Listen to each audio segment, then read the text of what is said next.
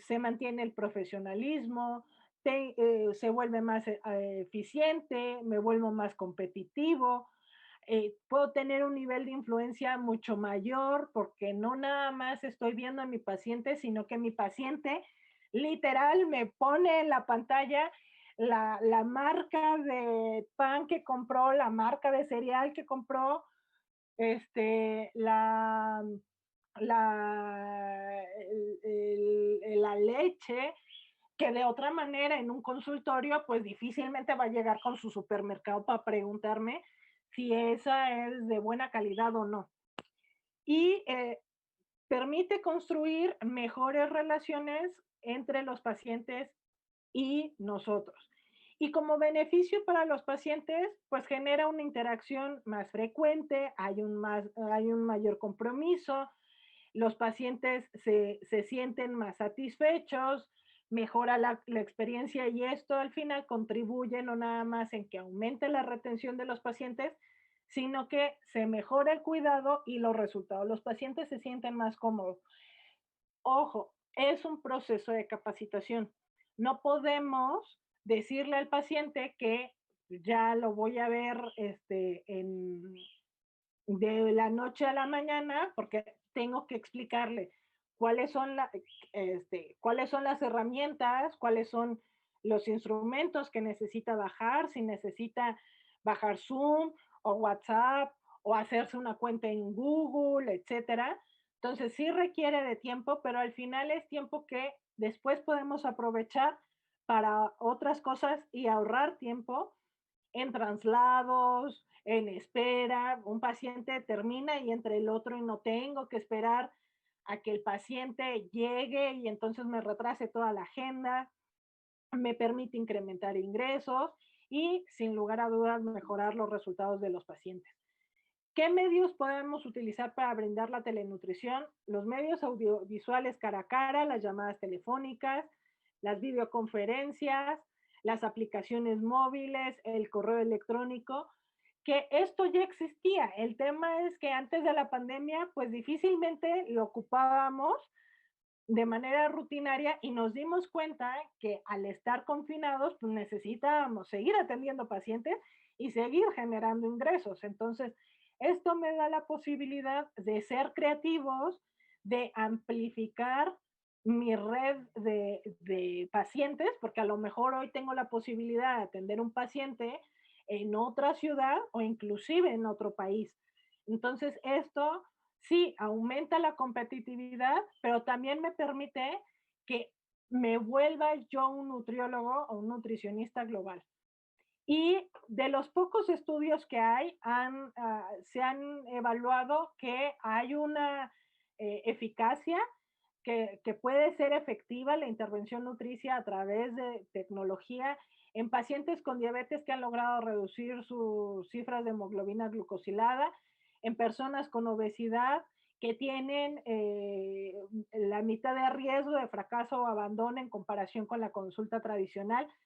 Y esto es porque también genera un sentimiento de complicidad, porque nadie más me está viendo más que el paciente el nutricionista, y le puedo preguntar cosas que tal vez, o porque no lo tenía a la mano, o porque, no, o porque me daba pena, o porque inclusive la misma pantalla me da un poco de barrera, o sea, de protección, no me siento tan vulnerable y eso puede permitir que haya una mejor comunicación. De hecho, en un estudio publicado ayer en la revista de Forbes, identificaron que las consultas de nutrición y de psicología han aumentado en las últimas fechas más que aquellas consultas de COVID.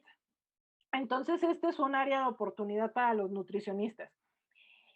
Y podemos utilizar tecnología en realidad aumentada, en realidad virtual, en telemedicina, en robots, en sensores, en dispositivos diagnósticos, en impresión 3D, en inteligencia artificial, en drones, en redes sociales, en trackers, en chats y se puede utilizar la tecnología para el diagnóstico, para el tratamiento, para el monitoreo en hospitales, para el seguimiento de la pandemia, para el monitoreo en casa, para entrenamiento al personal médico, al personal sanitario, para encontrar nuevos tratamientos, para probar nuevos tratamientos, para brindar consultas de manera remota, para proteger al personal de salud, para cuidar la salud de los profesionales de la salud y para brindar información. Entonces, hay mucha tecnología que hoy estamos empezando a ser sensibles y que esto, sin lugar a dudas, pues va a ir creciendo y vamos a encontrar cada vez nuevas herramientas como impresión 3D de alimentos, las videoconferencias, apps, sensores, etcétera. Y esto también nos pone a reflexionar, bueno, con esta llegada y con esta exponencialidad de la tecnología, ¿qué va a pasar con nosotros como nutricionistas? La nutrición es una carrera sumamente compleja porque no nada más es dar una dieta de 1500 calorías, es entender el contexto en el que se desarrolla la persona y por qué toma las decisiones que toma esa persona. Cuando actuamos a ese nivel, al nivel de entender las interacciones que tiene la persona con la alimentación y no con el peso, nuestro trabajo es mucho más profundo y es mucho más difícil de que se automatice. De hecho, en el estudio del futuro del empleo, las posibilidades de automatización por parte del trabajo de dietistas y de nutricionistas es del punto 39, porque no lo mecanizamos. Pero si a todos nuestros pacientes les damos dietas de 1800 calorías con la misma distribución de macronutrimentos en una hojita, a todos fotocopiada, pues Google no necesita estudiar nutrición, no necesitamos tener nutricionistas para estar repartiendo dietas de 1800 calorías. Pero además de eso, hay más de un 70% de posibilidades de crecimiento para el 2030, porque la nutrición está entendida desde el sentido de la personalización, de entender lo que una persona tiene que comer para mantener y mejorar su salud, que eso solo el nutricionista lo puede hacer. Entonces, eso debe de ser una de las herramientas que nosotros debemos de proteger, debemos de defender y debemos de potencializar para que así no nos volvamos irrelevantes ante la tecnología. Y ante esta situación histórica, hoy nos toca colaborar y compartir, trabajar y ejercer desde una práctica profesional basada en evidencia científica, pero centrada en las personas. Debemos de estar preparados para trabajos que aún no existen, con herramientas que aún no se desarrollan para resolver problemas que aún no están planteados. Nadie, y se los puedo afirmar, nadie el año pasado a estas fechas nos hubiéramos imaginado que el siguiente año estaríamos en la situación en la que hoy estamos. Y hemos tenido que aprender, desaprender, colaborar, inventarnos, reinventarnos, darnos cuenta que lo que sabíamos hoy no nos está sirviendo y que hoy tenemos que encontrar soluciones a problemas que antes no pensábamos que existían. Y eso es una de las mejores herramientas que debemos de tener, esa flexibilidad cognitiva para poder tener un lugar relevante, no nada más en el presente, que hoy la nutrición se vuelve sumamente relevante para acompañar y atender no nada más la pandemia, el cambio climático, la obesidad, las enfermedades crónicas, hoy en la celebración del Día Mundial de la Alimentación, en días pasados, en el otorgamiento del Premio Nobel de la Paz al Programa Mundial de Alimentos, estamos viendo cómo la alimentación y la nutrición es pieza angular para un mejor futuro. Pero debemos de trabajar con ciencia, debemos de ser éticos, debemos de ser creativos, pero sobre todo que nuestro trabajo, nuestra profesión, nuestro actuar profesional sea compasivo. Ya la gente ha sufrido mucho, nosotros hemos sufrido mucho.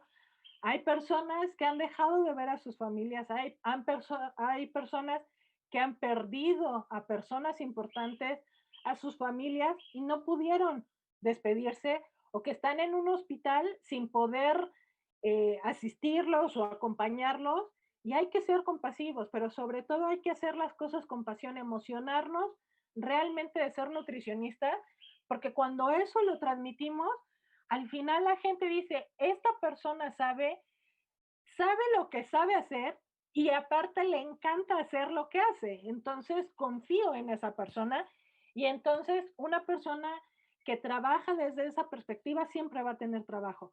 Y hoy tenemos la posibilidad de que la tecnología nos permita capacitarnos, llegar a más población, atender a personas que en otra situación, por vulnerabilidad, por distancia o por tiempo, no hubieran podido tener contacto con un nutricionista. Y esto debe de ser una oportunidad que tenemos que aprovechar.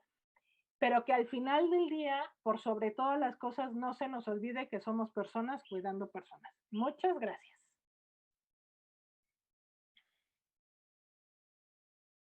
Y Muchas gracias. ese es mi correo electrónico y esas son las redes sociales de Nutrir México y del resto de colaboraciones.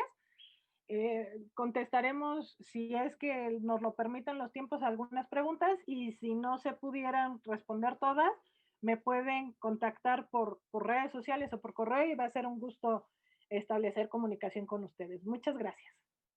Muchas gracias, estimada ponente. Bueno, tenemos una pregunta que es, ¿hay una guía de buenas prácticas en telenutrición y teledietética que es española? Bueno, la pregunta es, ¿sería también recomendable su uso y qué objetivos deberíamos plantearnos? ¿Me la puedes volver a repetir? Ya. Hay una guía de buenas prácticas en telenutrición y dietética que es española. Ajá. ¿Sería también recomendable su uso y qué objetivos deberíamos plantearnos?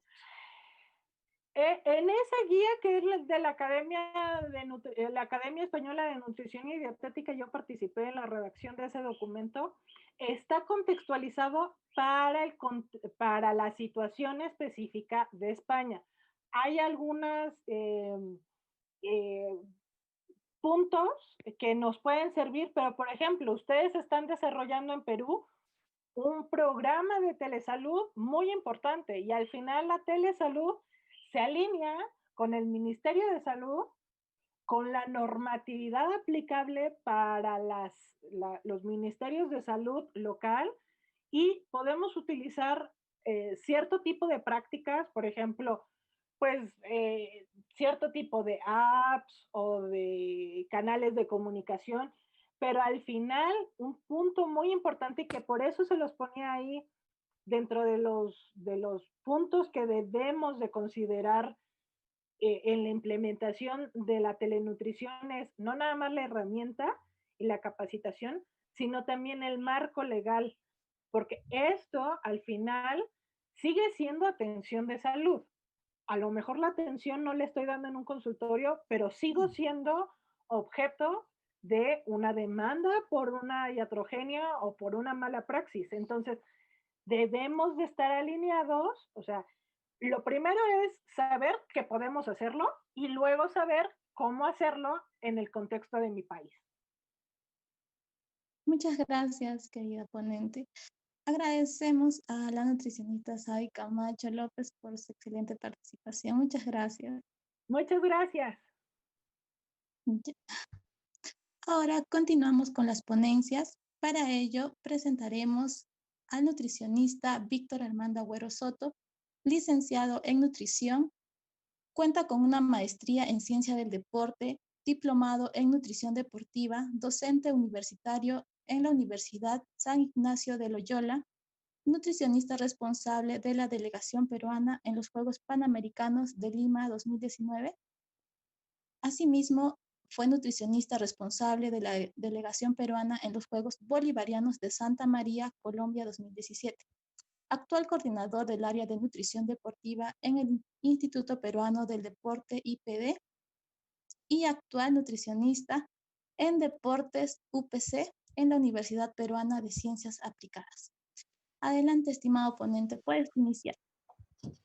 Hola, muy buenas tardes. Muchas gracias por la invitación. Voy a compartir con ustedes parte de mi experiencia que he realizado con muchos atletas de resistencia. puesto que es el grupo en el cual me he abocado los últimos 12 años de mi carrera. Estoy a cargo de, en realidad soy el coordinador del área de nutrición del Instituto Peruano del Deporte, pero me he enfocado mucho a deportes de resistencia, dentro de ellos atletismo, natación, y deportes por categoría de peso, como levantamiento de pesas. Bueno, en fin, he tratado de aplicar mucho los conocimientos teóricos en toda la población deportiva que me lo ha solicitado. Creo que tengo acceso ya a poder compartir mi presentación. Todavía no tengo acceso. Ya, ahora sí. Listo. Bueno, he querido compartir esta presentación que tiene como nombre Respuesta gastrointestinal a altas cargas de alimentos en deporte de resistencia. Como ven, la imagen puede darnos a imaginar un poco cuál es la cantidad de nutrientes que pueden recibir estos atletas cuando realizan deportes de largo aliento. Y estaríamos hablando de aquellos deportes que pueden tener una duración mayor de 2 horas. Vamos a hablar un poquito al respecto. Uno de los macronutrientes importantes, como es conocimiento de muchos de ustedes, para lograr el rendimiento deportivo en deportes de resistencia, es el carbohidrato, por supuesto. Y eso es un macronutriente que ha sido investigado desde hace muchos años atrás, con pruebas de biopsia, en la cual se ha denotado su importancia en la recuperación de glucógeno muscular, especialmente para aquellas pruebas que son continuas. Es decir, si yo me pongo a correr hoy, me pongo a correr 5 kilómetros y mañana otra vez 5 kilómetros y así toda la semana corriendo 5 kilómetros, va a ser de importancia que nunca me falte hidratos de carbono para poder recuperar y también para que pueda tener ese performance durante mis pruebas de esfuerzo físico. Sin embargo, tenemos que hacer un corte, porque las personas que realizan actividad física la vamos a dividir. Personas que hacen actividad física de tipo recreativo, como también las personas que realizan deporte de alto rendimiento. Esta presentación está inclinada principalmente a las personas que hacen deportes de alto rendimiento y que posiblemente van a formar parte del grupo de personas con las cuales nosotros en algún momento vamos a tener que asesorar. Sabemos que hoy en día muchas personas se dedican a correr, empiezan a hacer las carreras urbanas a manera de hobby, pero de manera progresiva pueden ir tomando un poco más de condición física y hasta aventurarse a participar y, ¿por qué no?, hasta ser seleccionados nacionales. La mayoría de nuestros deportistas de fondo provienen del departamento de Junín, Arequipa y Cusco, y en el cual hemos tenido grandes logros deportivos y de los cuales también hemos aprendido bastante. ¿Qué es lo que les estoy mostrando en la diapositiva? Es que durante una actividad física de resistencia, más allá que fuera de alto rendimiento o no, o un deporte de resistencia, se tiene dos objetivos principalmente. La primera, que es mantener los niveles de hidratación, y la segunda, que es mantener niveles óptimos de energía. Mantener los niveles óptimos de hidratación y también óptimos de energía. Para mantener los niveles adecuados de hidratación necesitamos bebidas hidratantes, según sea el caso, y si la actividad física tiene una duración mayor de 60 minutos y principalmente mayor de 90 minutos, acompañados con agua. Agua o bebida hidratante nos puede ayudar. ¿Qué pasa cuando queremos mantener nuestros niveles óptimos de energía? La literatura indica de que una concentración de una bebida hidratante cercana al 6% puede facilitar el vaciamiento gástrico, permitiendo otorgarle inmediata energía a la persona que realiza actividad física, proporcionándole esa energía inmediata para que pueda continuar con su deporte. Esto siempre y cuando la actividad física tenga una duración mayor de 60 minutos. Existe literatura actual que ya nos está diciendo que 60 minutos ya de verdad no es tan necesario consumir, que es posible que pueda hacerse actividad física tan solo con agua hasta los 90 minutos. Hablando de actividad física recreativa, muchos de ustedes, colegas, posiblemente estén trabajando con personas que les gusta correr, que les gusta entrenar en bicicleta y lo hacen en ruta. Y muchos de ellos tienen una actividad física que puede estar durando 45, 30, 60 minutos y siempre nos puede quedar en duda si es que tenemos que prescribirle algo para esa actividad que está durando menos de 90 minutos, si es que es necesario o no es necesario. Entonces, yo más que empezar a pensar lo que tengo que darle a esta persona durante una actividad menos de 60 minutos, más que pensar eso, tendría que estar pensando qué es lo que comió la noche anterior en la cena, o qué es lo que estuvo comiendo 4 horas antes o 2 horas antes de empezar la actividad física. Esto para todas las actividades que ustedes en algún momento van a poder trabajar o están trabajando y que tenga una duración menos de 90 minutos.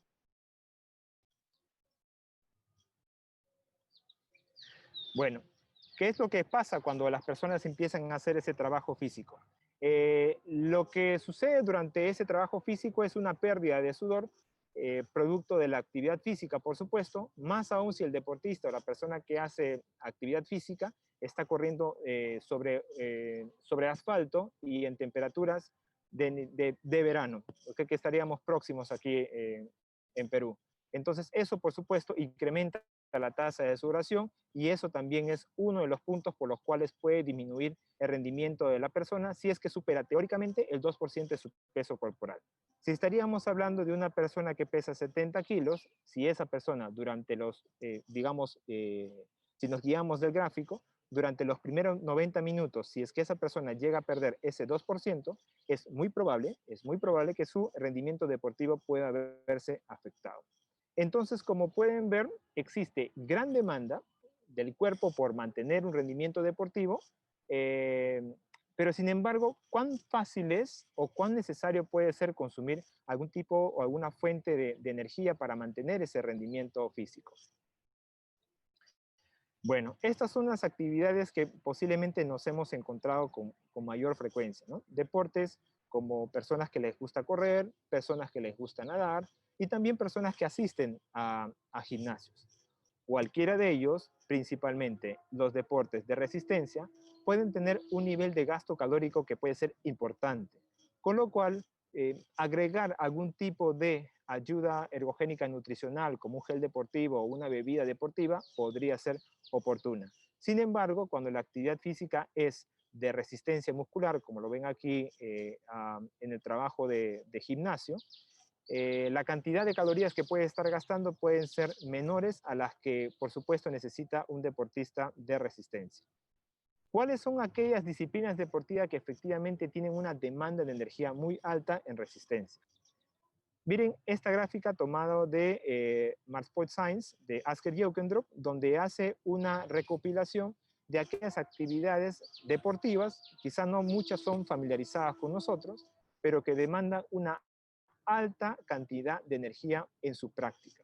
Quizá el que podríamos estar un poquito más, o que hemos escuchado en algún momento, son las bicicleteadas que se hace con el Tour de France. El Tour de France es una competencia en bicicleta que puede estar durando por día, que puede tener un recorrido por día de casi 150 kilómetros en bicicleta. Eso es una demanda alta de energía, es una gran demanda de energía que, según la referencia que nos proporciona Asker Jokendrup, pueden estar llegando a 9.000 kilocalorías por día. Y cuando escuchan 9.000 calorías, 12.000 kilocalorías, también quizá pueden estar recordando un poco a la década de los, quizá finales de los 90, cuando empezaba a tener mayor predominancia un nadador muy conocido que es Michael Phelps, ¿no? Cuando empezaron a denotar que él tenía un requerimiento de energía de 12.000 kilocalorías, cuando al final él sale en un video para sus fans indicando que era imposible que pueda llegar a esos niveles de calorías y que para él iba a ser imposible poder cubrir esas calorías, más aún pensando que la mayor parte del día está dentro del agua. Entonces es un poco complicado hablar de eso. Y él aclaró que la demanda de energía su demanda de energía estaba alrededor de 6.000 kilocalorías. Bueno, los deportes en los cuales pueden estar consumiendo durante la actividad física principalmente son aquellos deportes en los cuales hacen carreras de montaña o, como ven ahí en la pantalla, el Tour de France. ¿Por qué? Porque yo dispongo de un dispositivo como una bicicleta en la cual puedo apoyar los nutrientes que yo llevo, los puedo llevar en la espalda, pero también tengo un equipo técnico que me está constantemente proporcionando alimento. Ok, está claro que yo necesito nutrientes para hacer mi actividad física, pero la gran pregunta es, ¿hasta qué nivel o hasta cuánto podría tolerar mi cuerpo para poder mantener esos niveles de energía? Porque yo necesito combustible, y un combustible que pueda ser de rápida digestión, ingresar a mi cuerpo, que no tenga problemas gastrointestinales y que pueda continuar con mi carrera. Estas son las disciplinas que estábamos hablando. Es el Tour de France, que son más de 150 kilómetros en bicicleta por día y que suelen llevar sus bebidas tanto en la espalda como también apoyarse de algunos geles deportivos o barras deportivas, que tienen una característica especial. También existen deportes como las que nos han hecho vibrar el año pasado en los Juegos Panamericanos, como son los deportes de maratón, en el cual vemos a Gladys Tejeda en la parte izquierda y a el maratonista Pacheco, quien obtuvieron la medalla de oro el año pasado. Bueno, de estas dos disciplinas, ¿cuánta cantidad de tolerancia pueden tener estos señores cuando uno quiere asesorarlos o apoyarlos en su práctica de deportivo? El año pasado, cuando me enfrenté a estos dos señores, enfrenté en el sentido porque es un reto trabajar con estos dos señores, no podía trabajar a ciegas con ellos. Para eso, tuve que recurrir a la asesoría de mi colega Lady Palomino, quien ha estado trabajando con ellos en Junín durante mucho tiempo y tiene mayor conocimiento de sus hábitos alimentarios. Entonces, en pregunta con mi colega, llegamos a establecer de que estaban consumiendo alrededor de 90 gramos por hora en hidratos de carbono durante una competencia de maratón, aproximadamente, ¿no? Tiene sus variaciones cada uno de ellos, por supuesto. Y que no solamente uno puede estar pensando de que estos atletas están recurriendo a geles deportivos o bebidas deportivas, o peor aún, tan solo agua. Eso podría haber sido hace 10 años atrás, pero hoy en día que los deportistas y nosotros sabemos que la ciencia avanza de manera inmediata y la ciencia del deporte también avanza y hay bastante evidencia que da soporte a esto, se ha empezado a tomar en consideración otro tipo de ayudas ergogénicas. Como dato curioso, muchos de nuestros deportistas de fondo, no solamente los nacionales, sino también extranjeros, siempre suelen recurrir a no solamente bebidas hidratantes, sino también empiezan a tomar café, bebidas que contienen cafeína o Coca-Cola u otro tipo de bebida soda que ellos ya han sido familiarizados previamente antes del inicio de la carrera. Si nos ponemos a buscar cuál podría ser la referencia o el timing de hidratación o contenido de hidratos de carbono durante una competencia, encontramos esta recomendación publicada en el 2016, en el cual nos marca un rango entre 30 y 60 gramos por hora de carbohidrato. Este contenido, por supuesto, de carbohidrato lo vamos a encontrar en cualquier bebida hidratante. Todas las bebidas están en ese rango. Eso va a depender de nosotros si es que vamos a poder dar mayor concentración a la bebida o si es que la vamos a diluir. Pero esa concentración va a estar en dependencia también de la tolerancia del atleta. Tenemos mucha información, como la que estamos viendo. Por ejemplo, los rangos, por ejemplo, el tipo de deporte, por ejemplo, la demanda que tiene el deportista para poder cubrir ese requerimiento durante su competencia. Esta es la presentación, esta es la diapositiva inicial en la cual empecé a desglosar los contenidos de hidratos de carbono de muchos de los productos que ellos usan. Si hago un corte aquí, en esta línea acá, hago un corte. ¿Y por qué estoy haciendo un corte? Porque todos estos alimentos forman parte del pre-entrenamiento. Y es muy gráfica, es muy oportuna esta imagen porque nos permite alinear ciertas recomendaciones que el Colegio Americano de Medicina del Deporte también lo está otorgando. Para poder llegar, para que estos alimentos puedan ser efectivos, les decía, al principio de la presentación, que es importante conocer qué es lo que ha comido previo el deportista antes de la competencia.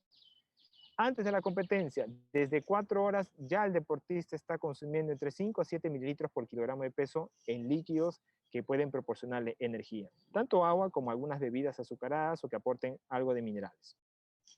También algo de proteínas que pueden formar parte de su alimentación, siempre y cuando esto tenga una distancia oportuna.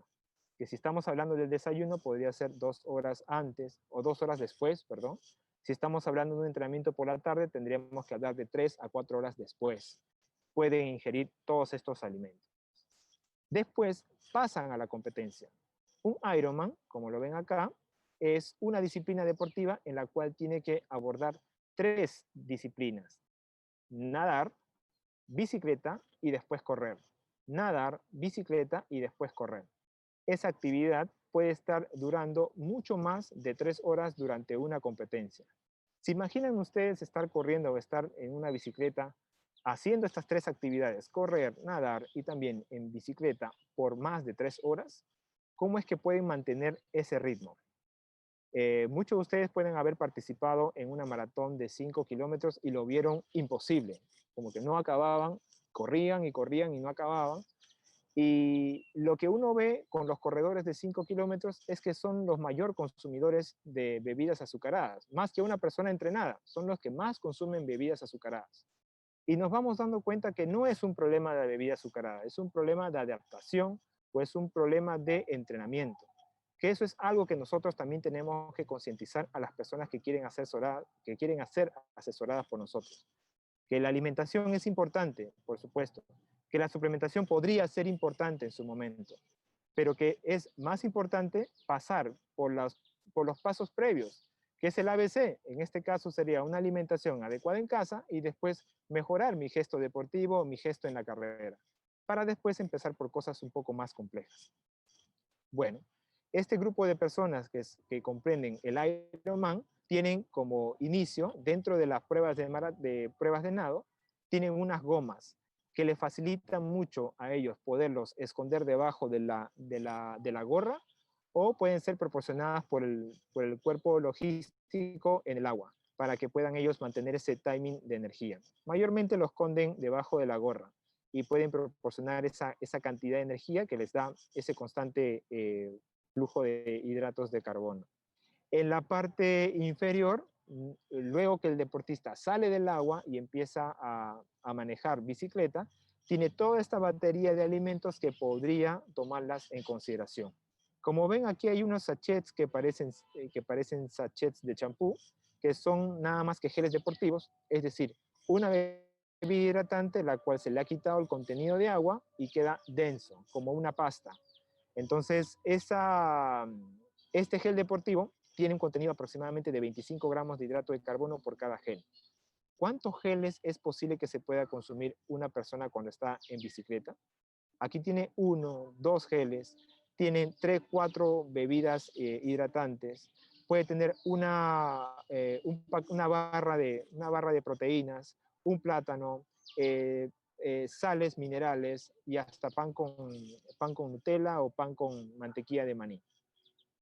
En fin, todo eso es necesario para un corredor de triatlón, es necesario para una persona que está haciendo actividades mayores de 3 horas. Eso tenemos que ponerlo a prueba. En la parte final, ya cuando terminan la bicicleta y pasan a hacer la carrera, los deportistas pueden estar usando distintos tipos de geles y en los cuales muchas veces los deportistas de fondo, al final de la carrera, pueden estar usando geles que contienen cafeína. Por supuesto, para el final de la carrera necesitan ese shot de energía para poder completar su competencia. En fin, lo que quiero mostrarles con esta diapositiva es lo complejo que tan solo implica el pre y el durante la actividad física. Miren todas las cosas que a nosotros nos queda por practicar mediante empezar por toda la evidencia científica que nosotros tenemos actualmente, que es una tolerancia hasta 90 gramos por hora, que ya vamos a ver más adelante que hay otra información al respecto, pero hasta la actualidad la mayoría de deportistas juegan un rango entre 60 y 90 gramos de tolerancia de hidratos de carbono por hora, y nos toca a nosotros poner en práctica eso mediante cualquiera de este grupo de alimentos. Es muy interesante cuando empiezas a armar esto y te das dando cuenta a qué persona le funciona y a qué no. Algo que también es bastante relevante es el tiempo que nosotros debemos de tomarle como distancia previo al inicio de la actividad física. El tiempo me refiero entre el tiempo de la toma de las comidas principales o los snacks previos a la actividad física. Esta imagen, tomada del libro de Fisiología del Esfuerzo de Wilmore, indica algo que es de bastante relevancia y que como coordinador del área de nutrición en deportistas de alto rendimiento lo veo diariamente. Es algo que a nosotros como equipo de nutrición nos queda como una tarea, estar dictando muchas sesiones educativas para poder concientizar al deportista. ¿De qué? Fíjense en las líneas que están en diagonal y cada una de las partes del cuerpo en la cual hay flujo de sangre cuando nosotros estamos en reposo. Tenemos al cerebro, corazón, riñones, hígado, hueso, piel, músculos y otros. Es el riñón y el hígado en la etapa de reposo que tienen una mayor carga o mayor flujo de volumen sanguíneo cuando estamos en reposo. Pero, ¿qué pasa el momento que nos ponemos a hacer actividad física? El momento que pasamos a hacer actividad física son los músculos activos, si en este caso estamos hablando de ciclismo o de maratón, que engloba un gran paquete muscular que son las piernas, reclutando o necesitando mayor contenido de oxígeno, entrega de nutrientes, salida de metabolitos productos del entrenamiento. Entonces, hay un gran flujo de sangre hacia esos músculos. ¿Qué está pasando? ¿Qué pasa con nuestro sistema gastrointestinal cuando estamos ya haciendo deporte? Queda relegado a un 3 o a un 5% del gasto cardíaco cuando nuestro músculo es el que está reclutando mayor contenido de flujo sanguíneo, por lo tanto, mayor gasto cardíaco. Esto es importante de notarlo, colegas, porque no siempre se toma la debida anticipación previa a la actividad física.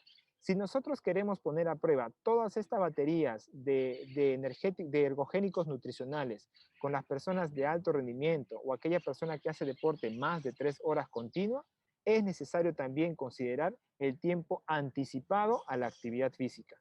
Es necesario considerar eso. Recuerden, después del desayuno, tengo 2 Buenas tardes, horas señor de Juan. darle Señor Juan, lamento plazo que a lo que nuestro me está sistema diciendo, pero si quiere lo gastrointestinal podemos para que incorporar pueda para el tener próximo esa año, chance de ya poder que hacer la no tuvo actividad la física oportunidad de sin participar ningún este problema año y nosotros y no vamos a tener tenga uno el problemas próximo año gastrointestinales. y ya usted puede ir pagando Muchas de las progresivamente personas que hacen entrenamiento de fondo su lo hacen muy participación temprano, lo hacen 5 de la en la mañana, o en certificación, ¿le algunos casos parece? también he visto de las 4:30 de la mañana ya están en las pistas. Entonces, ¿es necesario que pueda comer? Sí, es necesario que pueda comer, pero nunca esa comida va a ser catalogada como un desayuno. Si bien es cierto lo que uno come, ya le quita el ayuno y podría denominarse así, ¿no? Desayuno, pero no es así. La alimentación que ellos van a consumir previo al inicio de la actividad física en madrugada tiene que tener una estructura en la cual tenga bajo contenido de fibra, alto contenido de hidratos de carbono, posiblemente con alta carga glucémica, que pueda proporcionarles energía en ese momento. Si no es posible, si no es tolerable, pues tendrán que realizar otro tipo de estrategia nutricional realizada un día previo por la noche. Es necesario recalcar que todos los artículos que nosotros venimos revisando y que posiblemente lo van a ver más adelante con otros colegas, muchos de ellos son realizados en pruebas del laboratorio. Por lo tanto, hay que tomar con pinzas lo que nosotros estamos encontrando en la literatura cuando queremos plasmarlo al campo. Que en un laboratorio la temperatura es elegida, las velocidades son fijas y la logística puede ser mucho más cómoda teniendo un trabajo experimental al 100% bajo esas condiciones. No pasa lo mismo cuando estamos tratando de replicar lo que hemos leído en un artículo o en uno de estos artículos en la vida real. ¿Por qué? Porque puede ser complicado evaluar a un grupo muy grande de deportistas porque puede ser que la logística se puede volver compleja, porque la temperatura no es la que tú estabas tratando de poder replicar, porque el lugar donde estaban corriendo no era el mismo escenario en el cual tú estabas esperando encontrar. Entonces, pasando de querer intentar realizar una actividad o un trabajo de nivel experimental a ser cuasi experimental, debido a esa complejidad que implica el trabajo de campo. Otros factores que pueden estar influenciando es la concentración o la elevación de la osmolaridad en el plasma, que puede estar por arriba del 2 y 3% y que recién va a ser necesaria para que se pueda producir la sed y el deportista puede estimular a empezar a consumir. Eso es algo que nosotros también tenemos que tomarlo en consideración, porque si bien es cierto, queremos otorgarle mayor nutriente al deportista, el mayor nutriente tolerable al deportista para que pueda rendir su deporte, muchas veces ellos no lo sienten o no sienten esa necesidad hasta que sus niveles de deshidratación sean bastante elevadas. Este trabajo realizado por Murray en el año 99 es de gran relevancia cuando estamos hablando acerca del tipo o elección de bebidas deportivas. Como ven, voy a explicarles, aquí tenemos agua, estos puntitos que son en negros es agua. Después están las bebidas al 4%, que son los círculos aquí en blanco, bebidas al 6% de concentración de azúcar, que son la mayoría de las bebidas hidratantes que nosotros conocemos en el mercado, y bebidas al 8% de concentración de azúcar, que podríamos estar hablando de quizá de alguna bebida gaseosa. ¿Qué pasa con nuestro cuerpo cuando consumimos distintos tipos de concentración de bebidas? Cuando la bebida tiene una concentración superior al 4%, ya hay superior al 2%, tan solo al 2%, ya hay una diferencia significativa en cuanto al consumo con agua. Ya hay una diferencia significativa. Pero mucho más significativo en cuanto al vaciamiento gástrico es cuando la bebida alcanza el 8%. El 8%. Yo podría pensar de que muchas de las bebidas hidratantes comerciales que tenemos actualmente han tomado en consideración este trabajo realizado por Murray para que no puedan superar ese umbral. De lo contrario, estaríamos viendo a muchas personas que están corriendo una maratón, pero también tendrían que estar buscando rápidamente los servicios higiénicos porque una concentración alta podría llevar a un problema gastrointestinal importante. Bueno, pero ¿dónde pasa y en qué grupo de personas está pasando eso? ¿Y por qué les está pasando eso? Algo que también se debe tomar en consideración no solamente es la concentración de los líquidos o de los alimentos que uno ingiere cuando está haciendo el deporte, sino también la cantidad. Eso es algo que nos queda siempre como duda cuando queremos recomendar a una persona que está haciendo un entrenamiento de resistencia y decirle, señor, usted tiene que consumir 100 mililitros, 200 mililitros, 250 mililitros. La verdad que no sabemos qué cantidad de líquidos puede ser óptimo para ellos para que puedan beber en cada lapso de tiempo. Además de la concentración, que estamos hablando que si supera el 8% podría tener una dificultad en cuanto al vaciamiento gástrico, este trabajo realizado por Browns en el 93 nos daba un indicio de que si nosotros pudiéramos ingerir o recomendar mediante este trabajo un volumen aproximado de 150 mililitros cada 20 minutos, podría ser tolerable para la persona, permitiendo un vaciamiento gástrico oportuno sin necesidad de afectar su rendimiento deportivo. Entonces, ya tendríamos dos parámetros que podríamos tomar como referencia. En principio, la concentración de los hidratos de carbono, y si esa concentración puede ser volcada a bebidas deportivas, podría estar en un rango cercano de 150 mililitros. Bueno, eso lo puse a la práctica, y cuando puse a la práctica la ingesta de 6% de concentración de azúcar, subiendo hasta el 8% con algunos corredores aquí en las instalaciones del Instituto Peruano del Deporte, con un volumen de 150 mililitros, no fue tolerable al menos por 5 deportistas por los cuales fueron aplicados esta prueba. Lo que sí se encontró con muchos de ellos es que el timing, es decir, el espacio que tienen entre bebida y bebida, fluctuaba efectivamente en los 20 minutos, pero la cantidad y el volumen de ingesta que ellos tenían era tolerable al 6%, pero perdón, al 7%, pero con un volumen cercano a 50 mililitros. Es decir, 3 veces menos de lo que Browns nos estaba recomendando. Por eso es importante, ¿no? Replicar un poco lo que se ve en el campo, lo que se ve en algún trabajo de investigación o un artículo importante, y tratar de replicarlo en la población en la cual uno trabaja. Bueno, ese es el volumen aproximado que nuestros corredores de alto rendimiento están ingiriendo cada 20 minutos, que es un volumen similar a 50. Existen otros 2 atletas, también íconos de Perú, que están cercanos a 90 o 100 mililitros por cada 20 minutos. Pero bueno, no vamos a hablar de nombres, pero ese es el volumen que ellos están utilizando como fuente de energía. Bueno, bueno, vamos a pasar esta diapositiva. Existe un trabajo importante realizado por Biribay y también por este investigador Aritz Urdantieta este año, en la cual evaluaron la tolerancia de 120 gramos de hidratos de carbono en corredores de montaña.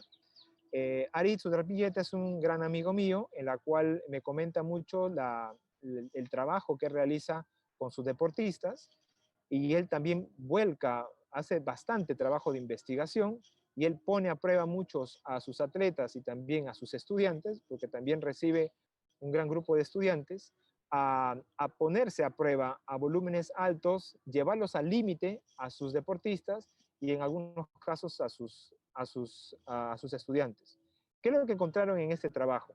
Es que, como la literatura hasta este año, podría decirlo así, hasta este año, porque muchos de los libros indicaban hasta 2019 una ingesta de 90 gramos de hidrato de carbono por hora, él sobrepasó, ¿no? Llegaron hasta 120 gramos de hidrato de carbono por hora en maratones de montaña.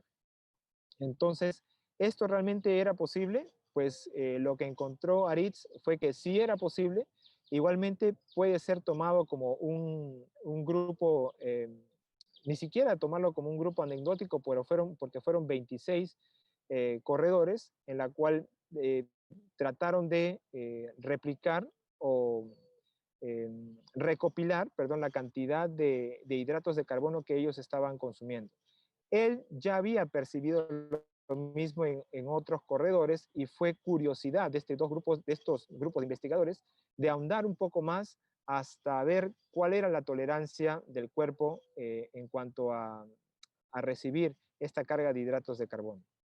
Es importante ver cuando los investigadores ponen a prueba a sus corredores, llevándolos a límites tan altos, o en todo caso hasta ir describiendo lo que pueden encontrar durante las pruebas de esfuerzo físico, porque eso nos da a conocer los límites que tiene el cuerpo humano en cuanto a tolerancia.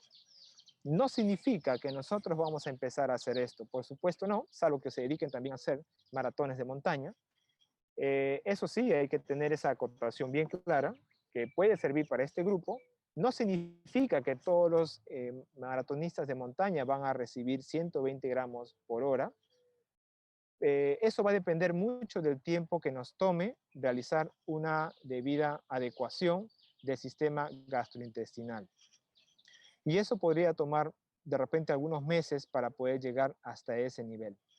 Lo que les puedo sugerir es que siempre tengan en consideración el momento del entrenamiento de las personas físicamente activas o de alto rendimiento, el momento de la competencia, porque en base a esa competencia es que tienen que planificar en qué momento van a someter o poner a prueba a estos atletas con volúmenes más altos del que la literatura indica y del que el atleta podría tolerarlo. Este es el gráfico que les puedo compartir. Es una recomendación de la elección de alimentos y proximidad al entrenamiento. Lo he dividido en 2 bloques, en un bloque en el cual indico antes de la competencia y otro bloque en el cual indico durante la competencia. Antes de la competencia, como pueden ver, es un trapecio invertido. Y tiene un detalle importante. ¿Por qué está distribuido así? Como ven, en la parte superior dice contenido de proteínas, contenido de carbohidratos y contenido de grasas. Y en la parte derecha van a encontrar más de una hora, de 30 a 60 minutos antes de la actividad física, de 15 a 30 minutos antes de la actividad física y después el inicio de la competencia. Una hora antes. ¿Qué es lo que podemos ver hasta una hora antes? Que hay un gran componente de 3 grupos de alimentos importantes: proteínas, carbohidratos y grasas. 30 a 60 minutos, el área correspondiente a la parte de proteínas disminuye, lo mismo que las grasas, pero el contenido de carbohidratos se mantiene. 15 a 30 minutos antes, este área de proteínas tiende a desaparecer casi, lo mismo que pasa con las grasas. Pero quien se mantiene íntegro durante el pre-entreno son los hidratos de carbono. ¿Qué es lo que va a ir cambiando de acuerdo a la proximidad de la actividad física? Es el tipo de hidratos de carbono. Puedo estar empezando con carbohidratos mucho más complejos y con alto contenido o con mayor contenido de fibra, llegando hasta aquellos hidratos de carbono que pueden ser muy simples y que pueden ser de muy bajo o nulo contenido de hidratos de fibra, lo cual puede facilitar el vaciamiento gástrico, lo cual puede facilitar la absorción intestinal. Ya cuando está realizando la actividad física y si esta dura una hora o quizá hasta 90 minutos, podrían estar trabajando tan solo con agua. Si la actividad física puede empezar a durar de una hora a más horas de entrenamiento y de acuerdo a la prescripción y evaluación del nutricionista, es posible que pueda necesitar barras deportivas, geles deportivos y en algunos casos cafeína entre 3 a 6 miligramos por kilogramo de peso corporal. Todas estas indicaciones que he querido compartir con ustedes están relacionadas a que podamos tener en consideración el tiempo, la concentración y la puesta a práctica en cuanto a la tolerancia gastrointestinal de los alimentos que necesitan las personas que realizan actividad física de resistencia. Como conclusión, dejo indicado de que realizar la alimentación de altas cargas de alimentos al momento, porque eso podría cambiar, solo tiene gran evidencia en deportes de larga duración. Es decir, otorgar 120 gramos de hidrato de carbono para una persona que hace trabajo de musculación o levantamiento de pesas no tendría mucho sentido al momento, salvo que más adelante encontremos alguna sorpresa. La tolerancia gastrointestinal es un proceso de adaptación que se deberá tomar con muchas semanas de anticipación a la competencia principal. Y por lo tanto, por último, es importante que el nutricionista deportivo realice el contraste de la evidencia científica con la aplicación en la práctica, lo que nos va a enriquecer mucho más aún nuestro criterio y permitiendo el logro de nuestros objetivos. Muchas gracias.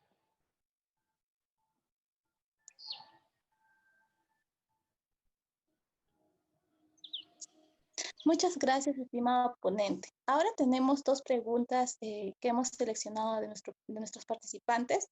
La primera es, ¿cuáles son las características promedio de una bebida deportiva, es decir, electrolitos, para una persona que practica running?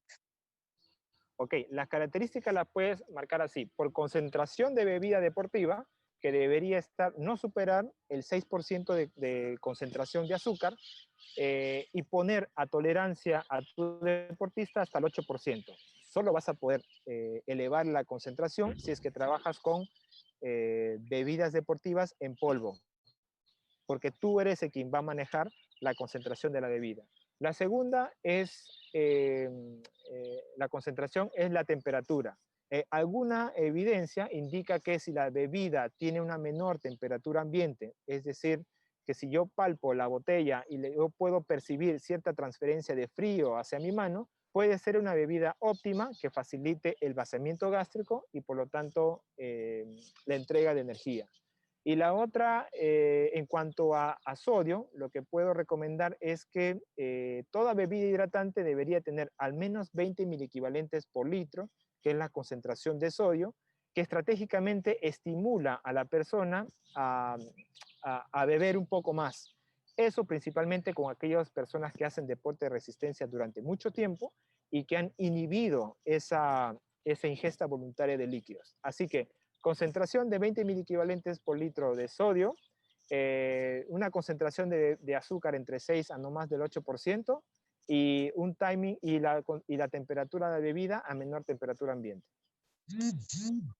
Muchas gracias, estimado ponente, por la respuesta. La segunda pregunta es, ¿las horas que se involucran en el cálculo de los hidratos de carbono se refiere a las horas de entreno o por cuántas horas se multiplicaría para saber cuántos gramos darle al paciente?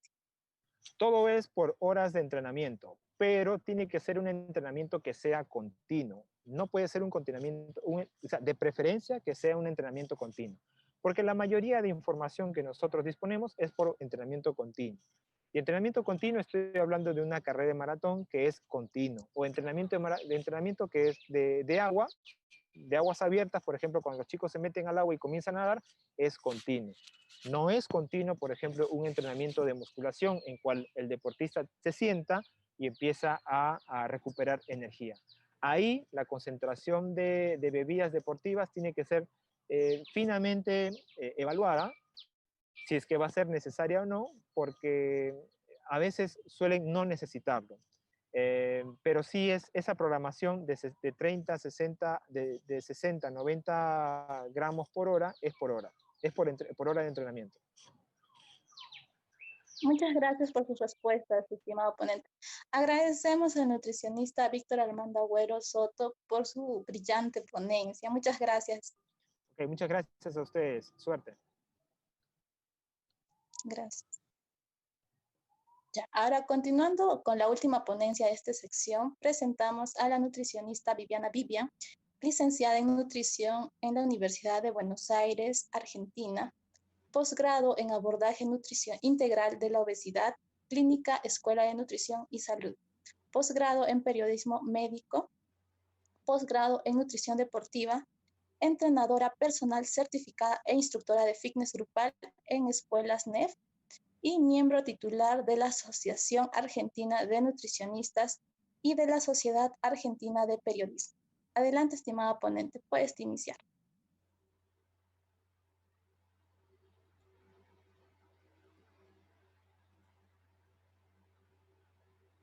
A ver. Vamos a chequear que esté todo ok. Ahí estamos. ¿Me ven? ¿Me escuchan? ¿Se ve la presentación? Sí, todo perfecto, nutricionista. Todo perfecto. Bueno, buenas tardes, bienvenidos. Es un gusto saludarlos, un gusto compartir este tema con todos ustedes en el marco del Día Mundial de la Alimentación y muy agradecida realmente a las queridas colegas del CIEM por la gentil invitación. The Lancet, en el año 2012, lanza su primera edición sobre actividad física, donde concluye que la inactividad es un factor de riesgo modificable para combatir la obesidad, y que en vista de la prevalencia, el alcance global y los efectos para la salud del sedentarismo, este debería ser apropiadamente descrito como una pandemia con consecuencias no solamente a nivel salud, sino también socioeconómicas y medioambientales. En la edición de noviembre de 2018 de The Lancet se publica el estudio más importante sobre carga global de enfermedad, el del año 2017, donde se informa que casi 1,5 millones de personas están en riesgo de enfermarse a causa del sedentarismo y que se estima una prevalencia del 30% en adultos y el 80% en niños y adolescentes. Muchos trabajos indican que permanecer sentado más de 8 horas al día implica un riesgo de mortalidad similar al que supone la obesidad o el tabaco. Y si bien la obesidad representa el tercer gasto mundial en salud, el sedentarismo genera el mismo costo de salud pública que el tabaquismo, pero multiplicado por 3. Por ello, en la edición 2016 de The Lancet, Progresos y Desafíos, la edición de actividad física, se publica un análisis global sobre las principales enfermedades crónicas no transmisibles sobre la carga económica de la inactividad física. Y los autores señalan que más allá de la morbilidad y la mortalidad prematura, el sedentarismo produce una sustancial carga económica. Por lo tanto, este trabajo brindaría más justificación para priorizar la promoción de la actividad física regular en todo el mundo como parte de una estrategia integral para frenar las enfermedades crónicas no transmisibles. En la pirámide terapéutica de la obesidad, avalada mundialmente, el sustento, la base de esta pirámide es la educación, como nutricionistas nos destacamos en esta área con respecto a otros profesionales de la salud porque somos grandes educadores y lo que buscamos es lograr cambios progresivos pero sostenibles y definitivos en los hábitos alimentarios y el estilo de vida de las personas. En este estilo de vida obviamente incluimos la actividad o el ejercicio físico mediante el fortalecimiento en nuestros pacientes del autocuidado responsable del peso. Los 4 factores etiopatogénicos modificables más importantes asociados a la obesidad son el sedentarismo, el estrés crónico, especialmente el estrés relacionado con lo social, los malos hábitos alimentarios y los malos hábitos de sueño. Pero si ese sedentarismo se transformara en una vida activa, esa actividad o ejercicio físico mejoraría el manejo del estrés, la salud mental y aumentaría el nivel de motivación para lograr cambios en la alimentación, en la cantidad y la calidad de horas de sueño. En el año 2007 se lanza la iniciativa de salud global Medicina, el ejercicio es medicina, y 7 años después, en el 2014, Lovelo y colaboradores publican una actualización en el British Journal of Sports Medicine. Y yo traje lo siguiente de esa publicación. El asesoramiento y la aplicación de los sistemas de referencia sobre actividad física, y esto entiéndanlo por favor como práctica clínica estándar, tienen un potencial para mejorarla a nivel poblacional mediante la articulación y complementación con otros esfuerzos, contribuyendo al alcance de los objetivos mundiales para la reducción del sedentarismo y la mortalidad. La actividad del ejercicio físico en la dosis correcta es altamente efectiva para la prevención, el tratamiento y el manejo de más de 40 de las enfermedades crónicas más comunes. Por otra parte, la obesidad trae consigo más de 250 complicaciones. Algunas de ellas son las que yo les voy a mencionar ahora. Un desequilibrio de hormonas sexuales, lo que puede conducir a tumores dependientes de hormonas, estamos hablando de cáncer. Liberación de ácidos grasos libres, lo que puede conducir al síndrome metabólico con resistencia a la insulina, hipertensión arterial, dislipidemia y desencadenar diabetes tipo 2 y enfermedad cardiovascular, y esto sumado a lo anterior aumentar el riesgo de mortalidad. En el área, lo que corresponde a la discapacidad y al estrés físico, apnea del sueño, osteoartritis, dolor crónico en zona lumbar y falta de aliento.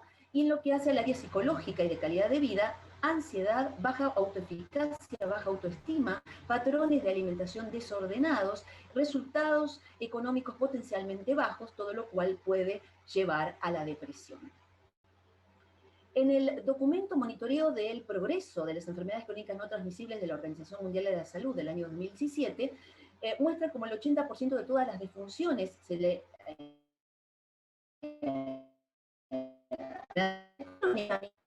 porcentaje a 4 de ellas: enfermedades cardiovasculares, cáncer, diabetes.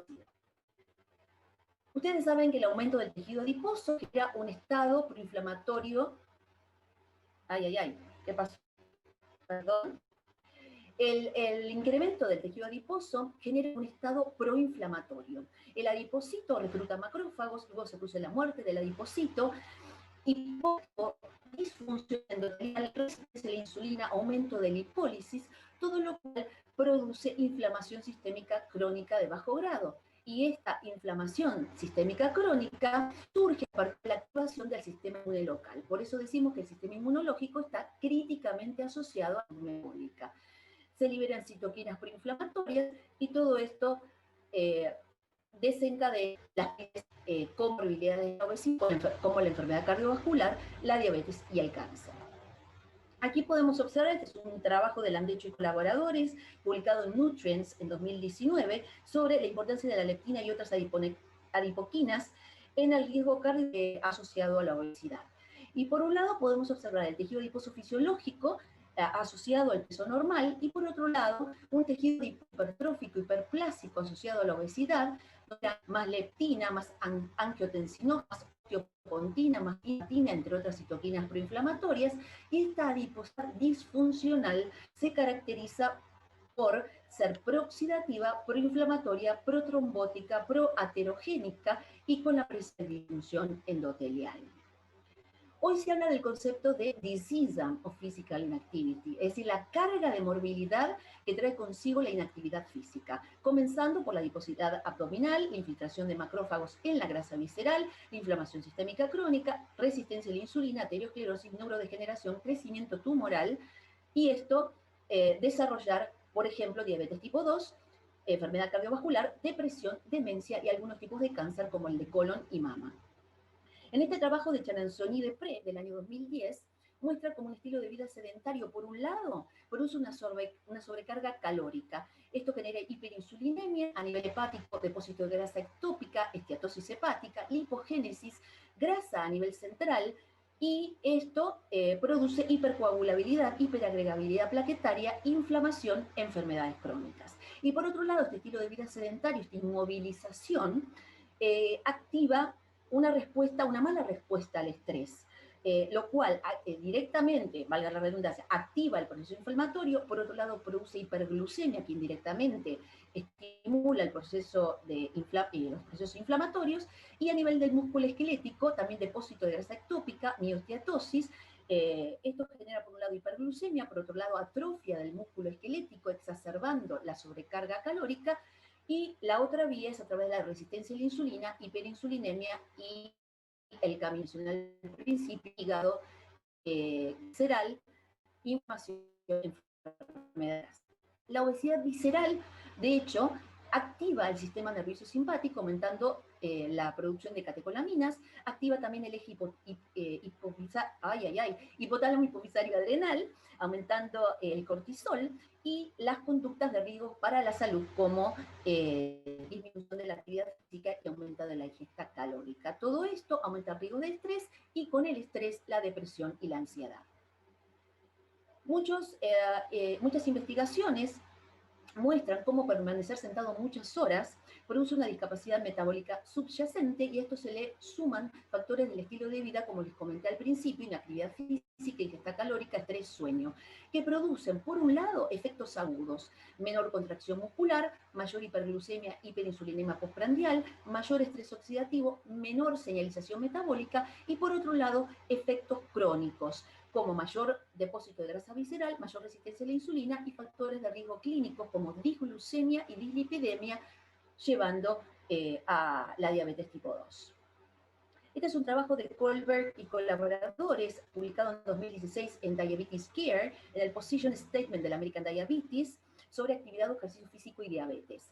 Y aquí pueden observar cómo la rigidez vascular, la dilatación mediada por flujo y la heterogeneidad de perfusión producen una disfunción cardíaca a nivel sistólico y diastólico, una disfunción muscular, no solo a nivel de la acción de la insulina, sino también del uso y la entrega del oxígeno, todo lo cual disminuye la capacidad funcional del ejercicio y aumenta el riesgo de mortalidad cardiovascular, y por todas las causas. Acá simplemente para mostrarles cómo el aumento de la actividad física produce múltiples efectos positivos a nivel cardiovascular, no solo a nivel corazón, sino también a nivel sanguíneo, a nivel de vasos sanguíneos y de sangre, todo lo cual disminuye la carga y el riesgo de enfermedad y la mortalidad cardiovascular. Este trabajo de Moholt y colaboradores del año 2018, publicado en el Journal del American College of Cardiology, muestra cómo la actividad física sostenida y no la pérdida de peso se asoció a una mejor supervivencia por enfermedad cardíaca coronaria.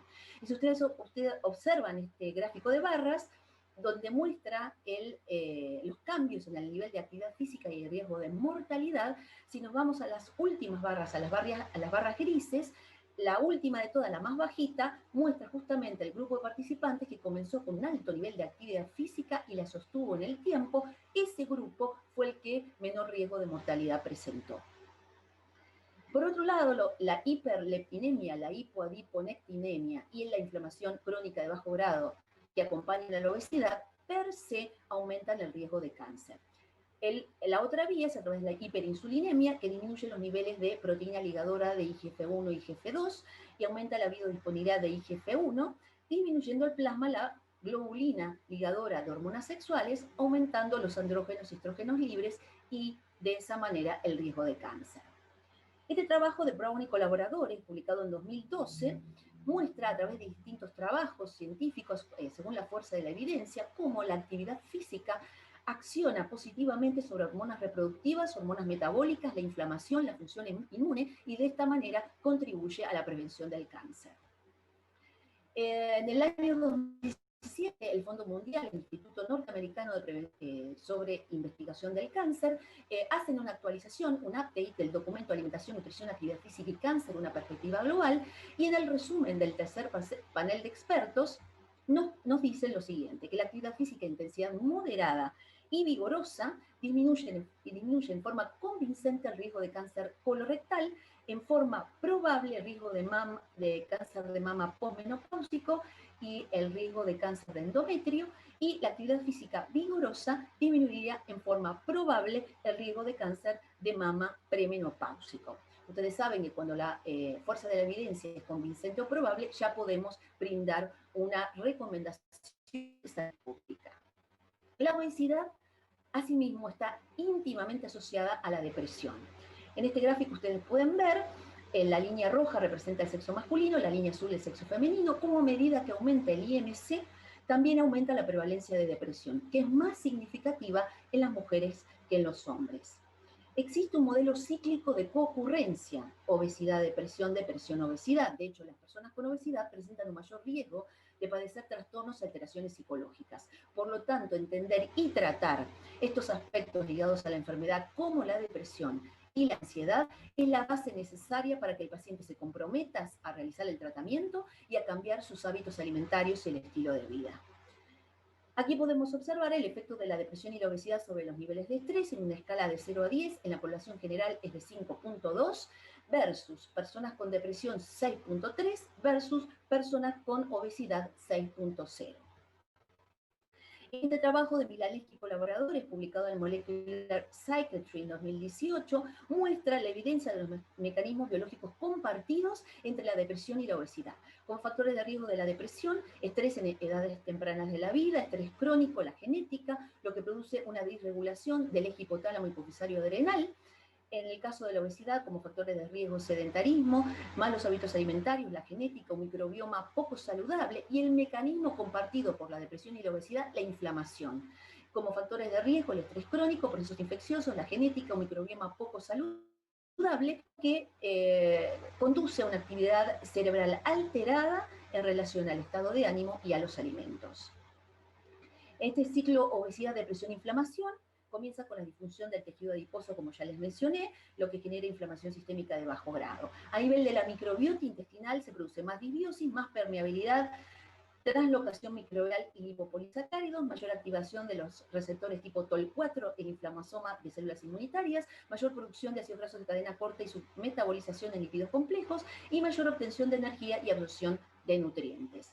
También se producen alteraciones neuroquímicas, disfunción del eje hipotálamo hipofisario adrenal, un metabolismo alterado de las monoaminas en el glutamato, menor neuroplasticidad y neurogénesis, produciendo neuroinflamación, y alteraciones conductuales como menor saciedad, cambios en la alimentación, se puede presentar binge eating, fatiga, inactividad, alteraciones del sueño, síntomas depresivos y anedonia. El sedentarismo también está íntimamente asociada a la depresión. De hecho, la obesidad y el sedentarismo son principales factores de riesgo de desórdenes depresivos mayores.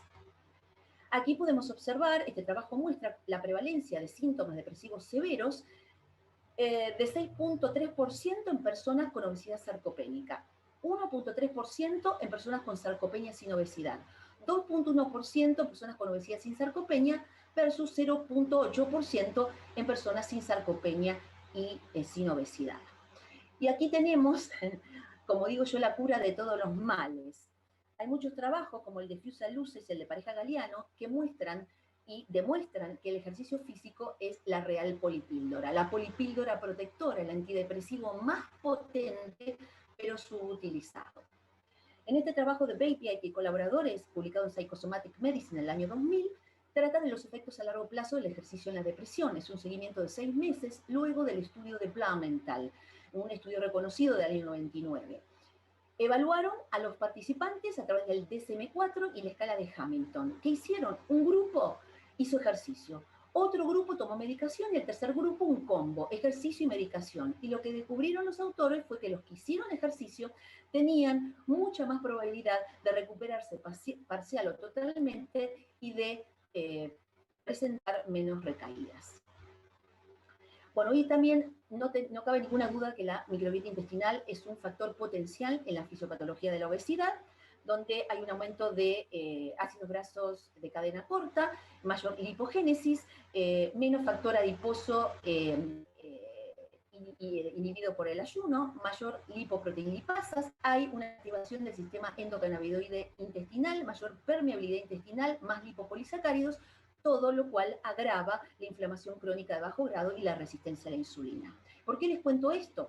Porque el trabajo de Codela y colaboradores, entre otros trabajos, del año 2017, publicado en Digestive and Liver Disease, muestra cómo la actividad física podría modular positivamente la microbiota en las enfermedades crónicas y en las enfermedades asociadas a la inmunidad.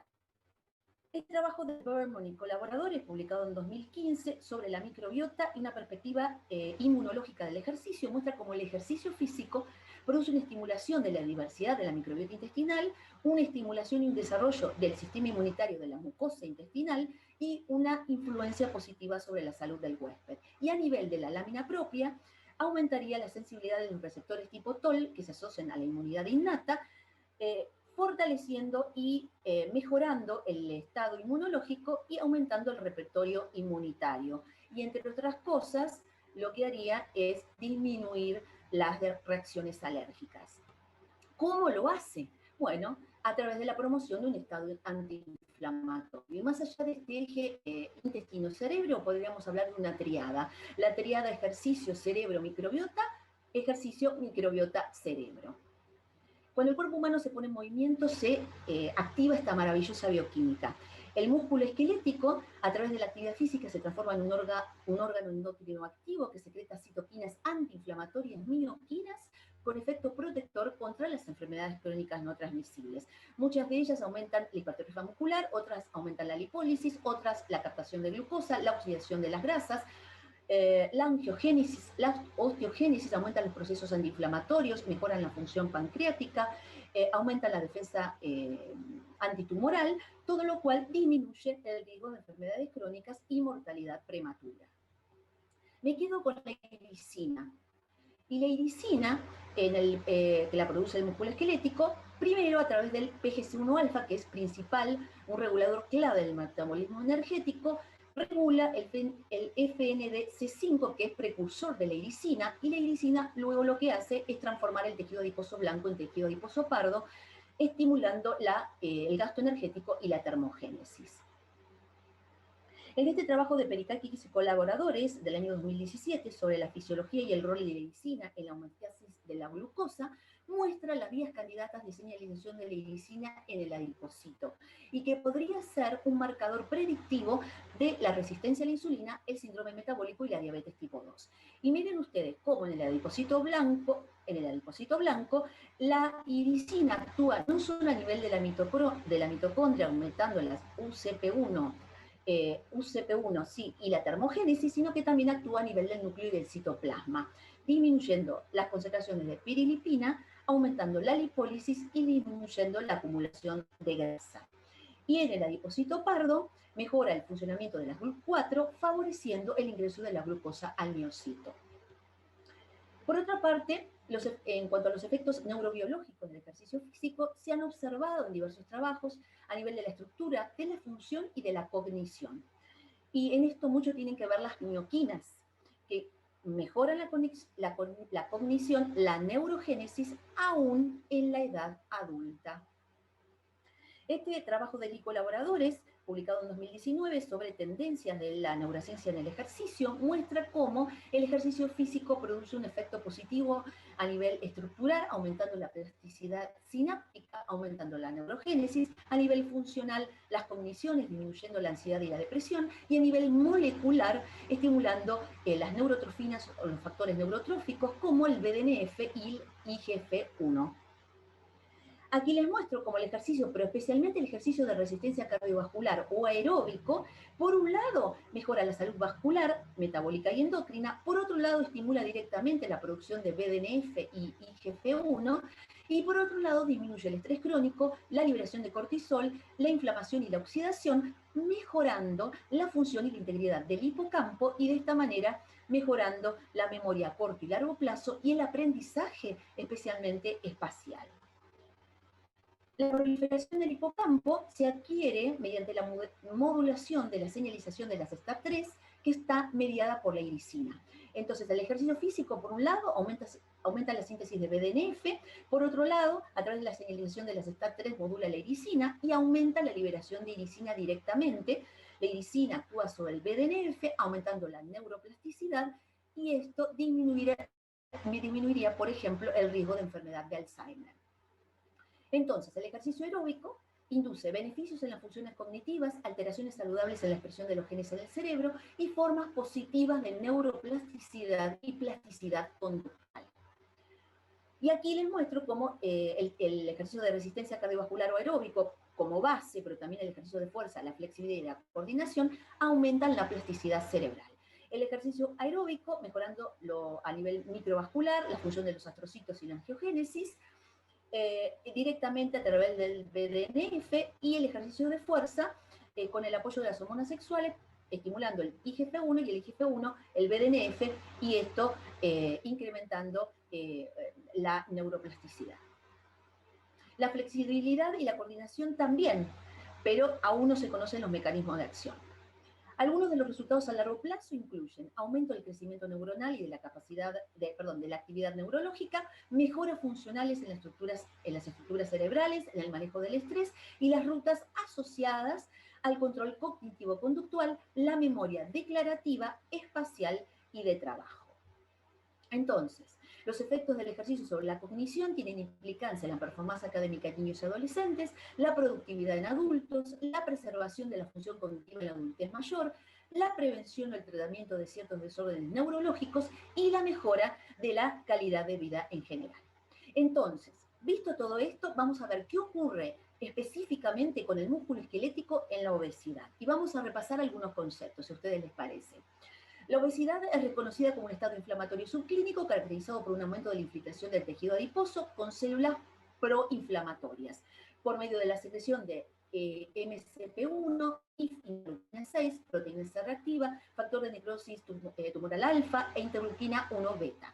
Esto es típico de la resistencia a la insulina en el músculo esquelético asociada a la obesidad y de una interacción sinérgica entre los macrófagos y los ácidos grasos, conduciendo a la acción fallida de la insulina a nivel muscular. Aquí tenemos un adiposo libera adipoquinas que generan inflamación en la célula muscular. A esto se le suman los ácidos grasos libres, factores agravantes como la ingesta aumentada de grasas y el sedentarismo. Esto produce en la célula muscular disfunción de la mitocondria, daño de la capacidad oxidativa, acumulación de derivados lipídicos que producen lipotoxicidad. La lipotoxicidad unida a la inflamación y la resistencia a la insulina produce un defecto en la vía de traslación, afectando negativamente no solo la cantidad, sino también la calidad de la proteína muscular. La dislipidemia asociada a la obesidad activa las rutas de señalización del estrés celular, por ende la apoptosis y la atrofia del músculo esquelético. La inflamación del músculo esquelético también se caracteriza por la activación del NF-κB.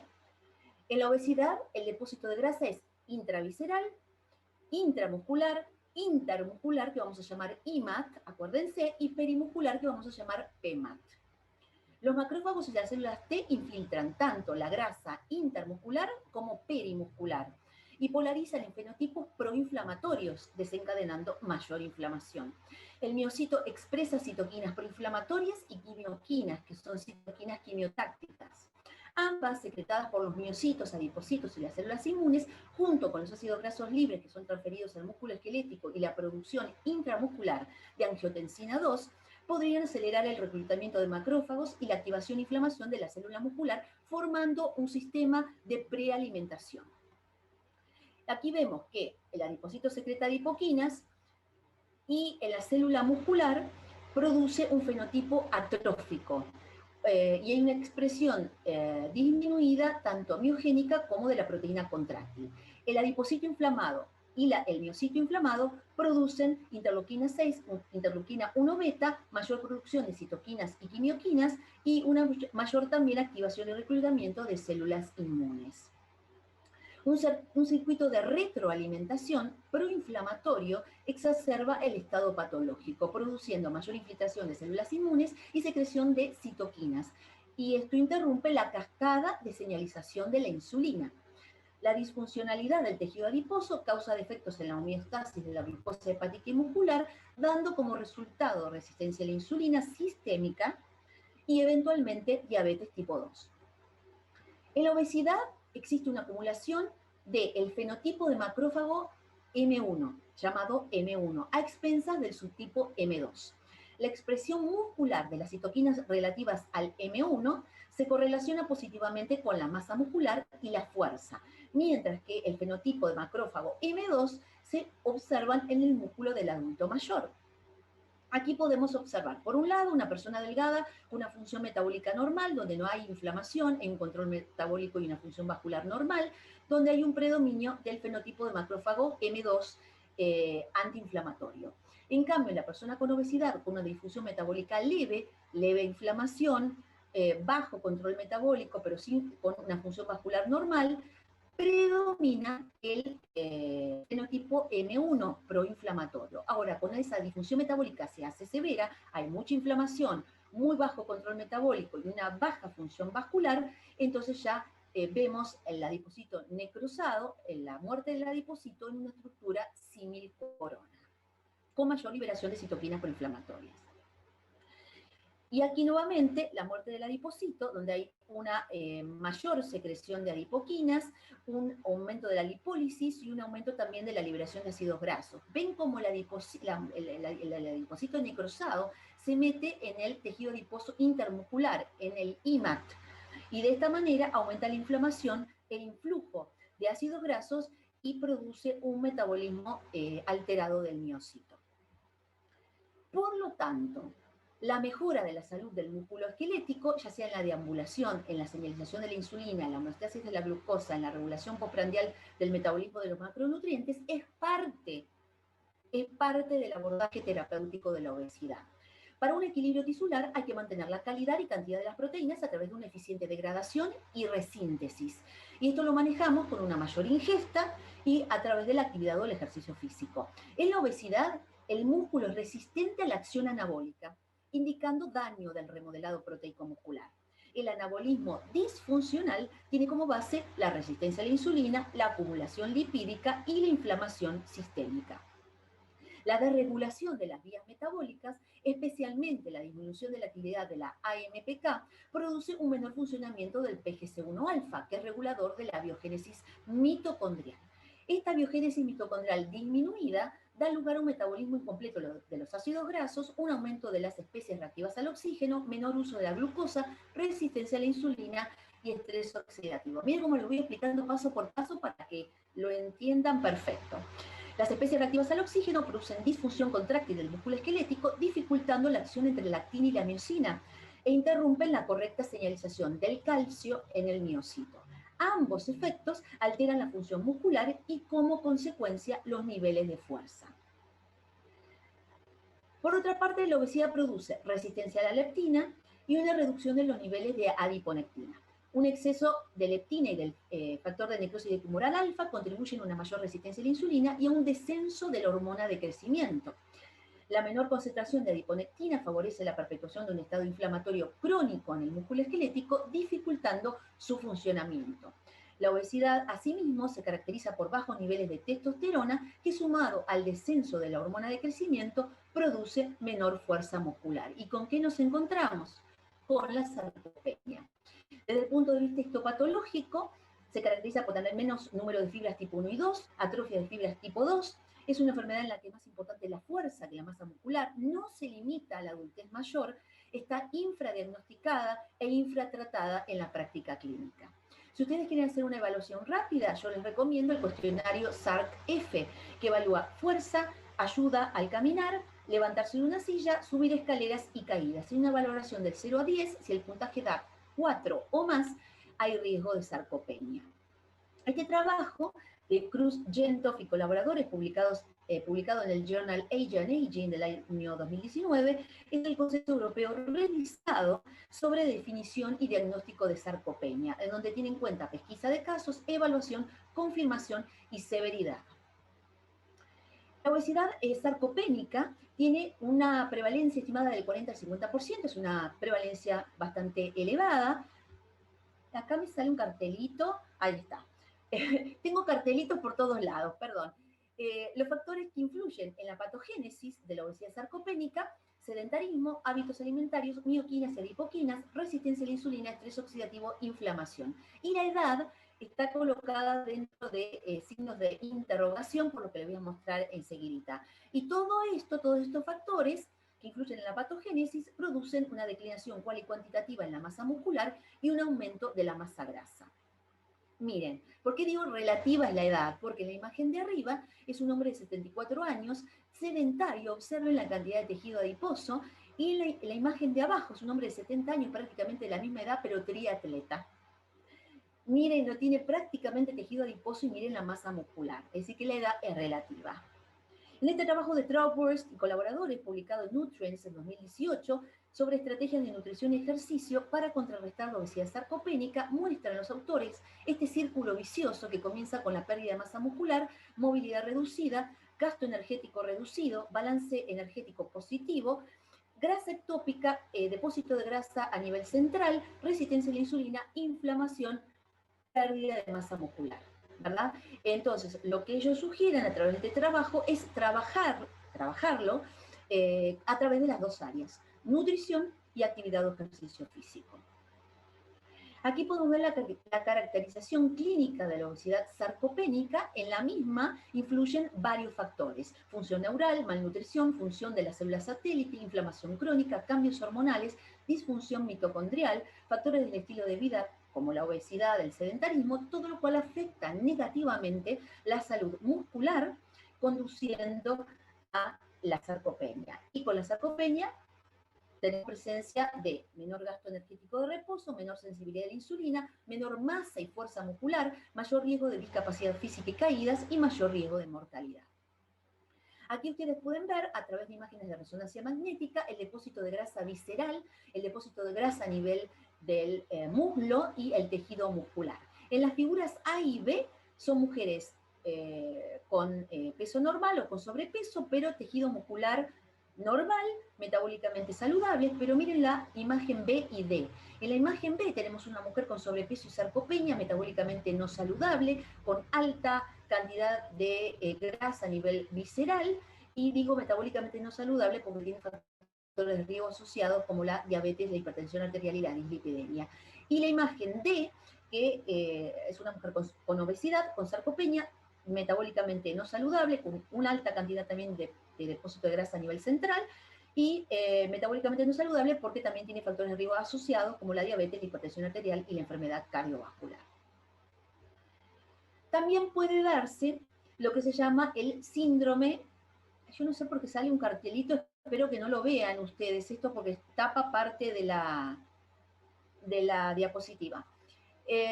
También puede darse el síndrome de obesidad osteosarcopénica, que tiene peor pronóstico en la mujer, en donde están en comunicación, en interfase continua, tres órganos endocrinos: hueso, grasa y músculo.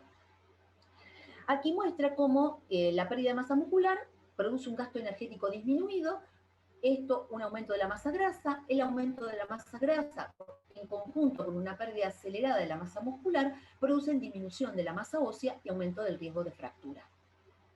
Y ya vamos terminando, no sé cómo voy con el tiempo, voy tipo como maratón, ¿vieron? Con esto, porque tengo miedo de no llegar con el tiempo. Creo que vamos bien.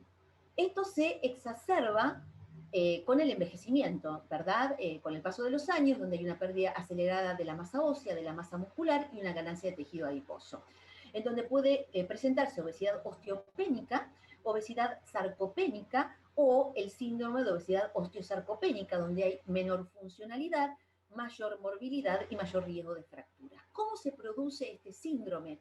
Bueno, a través de cambios celulares, con una disfunción osteoblástica y una activación osteoclástica, hay menos fibra muscular total, hay menos fibras tipo 2, menos células satélite, menor capacidad de regeneración, adipogénesis, variación en la población de células T, macrófagos proinflamatorios, como les comenté anteriormente, los M1, hipertrofia del adipocito y acumulación de adipocitos necrosados. Y a través también de cambios sistémicos, donde las osteoquinas, mioquinas y adipoquinas están alteradas.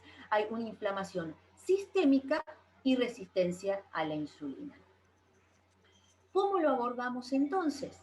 Bueno, a través de un descenso progresivo, nunca brusco, del peso. A través de una ingesta adecuada de proteínas de alto valor biológico, la mayoría de los trabajos sugieren un 1.3-1.5 gramos por kilo día, y el ejercicio físico, por supuesto, como medida preventiva y eventualmente medida paliativa. Espero, bueno, muchísimas gracias por la atención prestada. Espero que les haya sido de utilidad toda la información. Aquí les dejo la tapa y contratapa de mi último libro, Su Personal Trainer en Casa, que es un libro amigable, que es una guía visual, en donde yo estoy haciendo los ejercicios, yo los guío virtualmente a través de diversos ejercicios para hacer en casa, y que miren qué mejor que la situación que estamos viviendo, ¿no? Como para tenerlo a mano. Les cuento que se los presenté en Lima, en el Confelanida, en el Congreso del Confelanida en el año 2018, así que algunos de ustedes lo deben conocer. Yo, lamentablemente, con todo el dolor del alma, les pido mil disculpas, pero tengo otro compromiso, no puedo quedarme a responder sus preguntas en vivo, pero les dejo mis datos de contacto para que por favor me envíen sus consultas, sus preguntas, las dudas que tengan. Yo quedo a disposición y les prometo que les respondo lo antes que pueda. Muchísimas gracias por todo. Muchas gracias, estimada ponente, por su ponencia. Estaremos haciéndole llegar las preguntas para que usted pueda responderla. Y le agradecemos nuevamente por su brillante ponencia. Muchas gracias. Muchísimas gracias a ustedes, que terminen exitosamente la jornada. Un cariño grande, cuídense. Igualmente. Adiós. Hasta luego, cuídese. Adiós, gracias. Ya. Bueno, antes de pasar el break, vamos a tener unos premios que sortear para ustedes gracias a nuestros auspiciadores. Para ello daremos paso a la señorita Erika. Gracias, BCB. Tenemos el honor de presentar a nuestro segundo auspiciador de esta noche, Cisanas. Cisanas SRL es una empresa que tiene como misión prevenir enfermedades relacionadas a la alimentación y nutrición, así como capacitar, promocionar la salud nutricional para contribuir a mejorar la calidad de vida de nuestra población. Cisanas realiza eventos de capacitación, consultoría nutricional, venta de equipos y materiales en nutrición. Pueden seguir a Cisanas por Facebook. También pueden ubicarlos por su página web. Para cualquier consulta, al WhatsApp señalado en pantalla. A continuación tenemos el sorteo de becas gracias a Cisana. Tenemos 2 becas para el taller de ingeniería de menús en servicios de alimentación, una beca para el taller de bioseguridad, gestión y manejo integral de residuos sólidos, una beca para el taller de proceso de atención en consulta y consultoría nutricional en la era digital.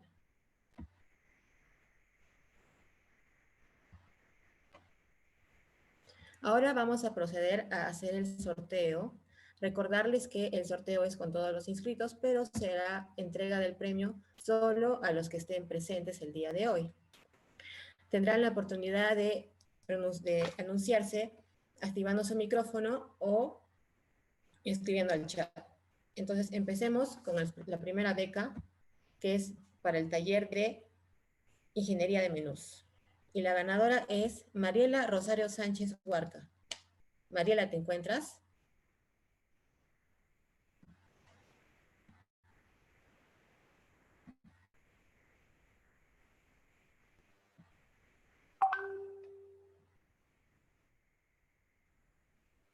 Al parecer no se encuentra, Erika.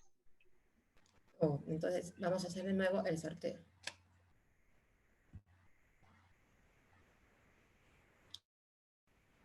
Fátima Alcarraz Micho, ¿te encuentras?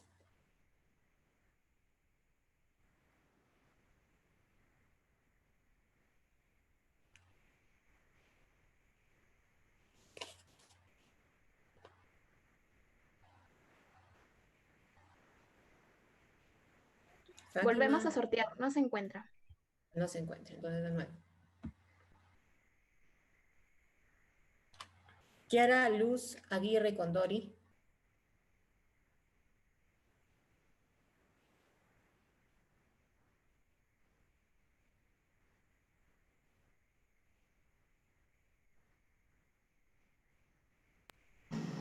Sí Hola, Tampoco se encuentra. me llamaron hace rato. Dinos su nombre. Brigina Alcarraz. Ya, entonces, ya, es que claro, entonces, te acabas de ganar la beca para el taller de ingeniería de menús en servicios de la alimentación. Te vamos a escribir por interno, para hacerte llegar, las instrucciones para hacer efectiva tu beca. Entonces, vamos a seguir con el sorteo. Queda otra beca para el taller de ingeniería de menús. Yo soy Kiara. Ah, ¿es Kiara? ¿También estás ahí, Kiara? Ah, ya, entonces, Me llamaron y lo puse en el chat. ya, ok, listo. Entonces, Kiara, tú tienes la otra beca de ingeniería de menús. Entonces vamos a realizar el sorteo para el taller de bioseguridad y gestión de manejo integral de sólidos.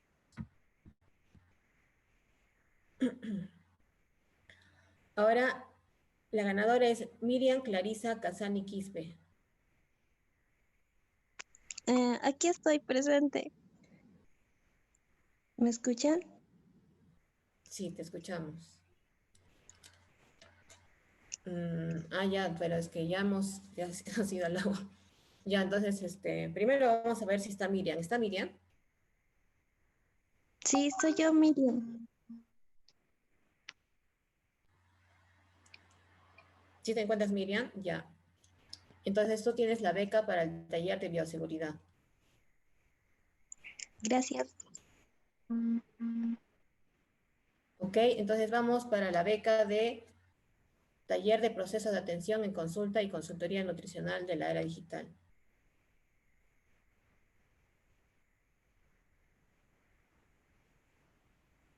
Rosángela Guamaní Araujo, ¿te encuentras?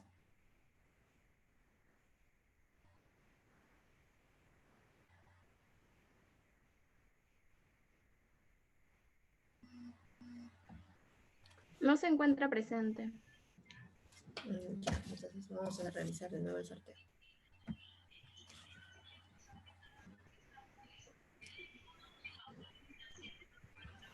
Kelly Giovanna Chávez Mendoza. Presente.